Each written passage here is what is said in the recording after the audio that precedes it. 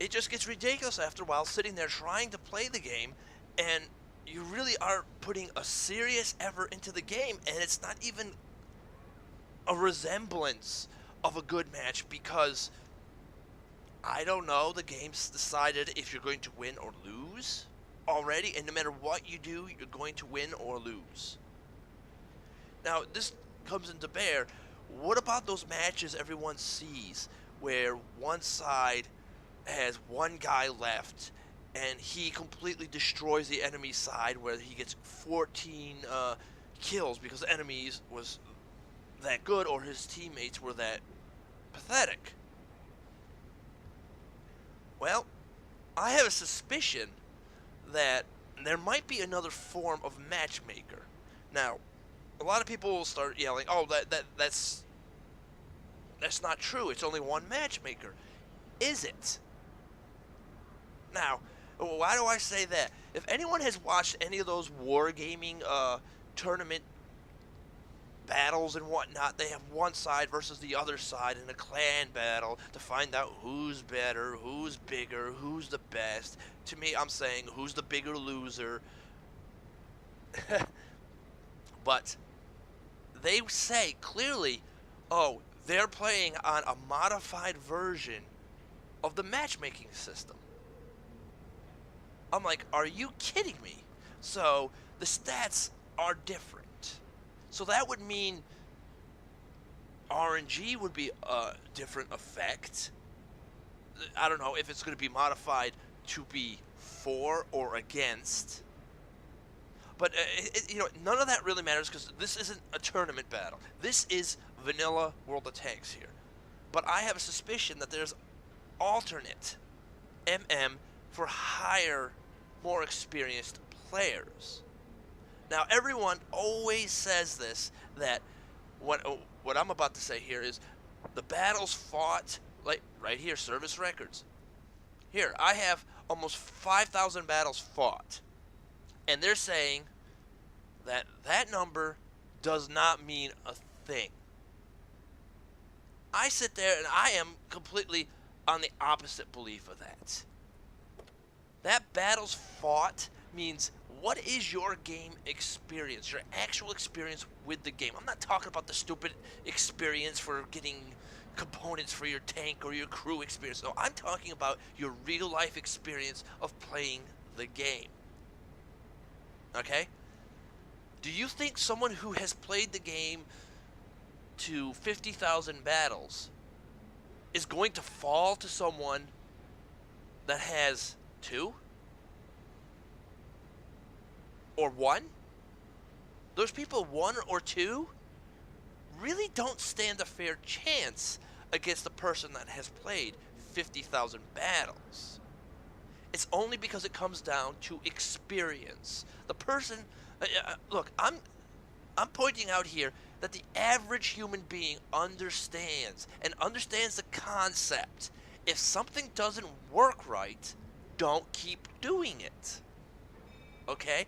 If you're shooting at the same target over and over and over at the same spot, do you keep shooting the same goddamn spot? You don't. You circumvent around that issue. You aim for, I don't know, cupolas, track them, go around the side, shoot them in the side, shoot them in the back. I know no one in a sane mind is going to sit there and keep shooting. Now, a lot of people I know are usually drunk when they play this, or they're busy getting high and drunk at the same time. I've spoken to a lot of people saying that the matchmaker has pretty much forced them to do this because it's the only way they're going to have fun. That's pretty sad wargaming if people have to get high and drunk to play your game and it's that busted, okay? Little FYI there. Anyway, I've totally lost train of thought right now. Huh. Anyway, but do you think someone was going to go there and keep shooting the same spot? No, they'll go around. They learn. Yet people in the toxic community pin you with get good noob. The reason I have a problem with this get good noob, people view a noob or a new person to be subpar human intellect. I mean, a person that has a mental retardation is smarter than a noob. This is what people are saying. I mean, they can't grasp, these noobs can't grasp the concept that they're being possibly fucked over by a game because they have subhuman intelligence. I mean, come on. Basic human knowledge. If you're being screwed, you don't do it over and over and over unless you want to be screwed. And this is where I'm coming from here with this matchmaking yet again. If you hit the battle button and you're on a losing streak and you're actually doing your damnedest to try and get this to work and it's not working, and you're shooting at targets and you're doing little damage, and you keep trying to shoot at different targets and that damage never increases, or your shots keep missing, something is up. I think it's very suspicious that if I can shoot a tank in one game and do this massive amount of damage and shoot a tank of the similar tier or less the next game and not even register a hit, or the damage is really, really low. Again, that makes you start to wonder, because here I'll point out here, we'll look at this tank I have flashed here. It's a standard shell damage, 101 to 169. So that's standard. That means assuming the shell penetrates the target. If it penetrates, they're saying the normal damage is 101 to 169 hit points of damage should be taken from the enemy tank. But let's be honest here, that's not what happens. I mean, I have watched several videos on various tanks, and I've watched these guys shoot a target, and you see this massive amount of life just vanish.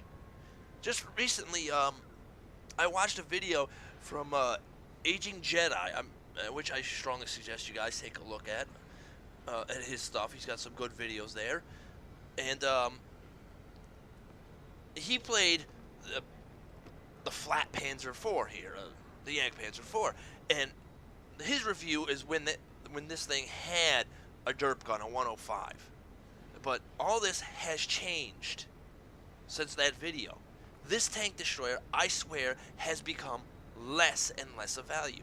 He recently showed a video where he shot a tank and it jumped, the damage was something like 225 or something like that. And in the garage here, it says 165 to 275. I have played a good few games in this tank destroyer so far. I still don't have enough points to get the Yag Panther, but there's no fucking way 275 comes out of this tank. There is no way. I have shot targets 2 tiers below me, and I have hit only about 210 damage maximum. You never see this magical 275 that is listed here. You always see something that is significantly less. Why is that? Why is it that they have numbers listed here and these numbers don't read right? Well, some people say, well, your crew's not trained well enough. I don't think that number should be affected damage-wise by what the crew is doing. Do you think a shell fired from a real tank has a number associated with it? That your crew is gonna, the tank crew is going to dictate the damage of a damn shell? Come on. They only added this for games. For game reason, you know? But load times, again, affected by how well your crew is. Your traverse rate, all that stuff, all on crew. And the only thing that enforces it is RNG. And RNG enforces it because the matchmaker says already previously if you're going to be on the winning side or the losing side. It's that simple. I had a game where I shot a KV 4 or 3. I can't even remember what the hell it was. I shot that guy 6 goddamn times with this tank, and I put him on fire. And he lost hundreds of hit points. And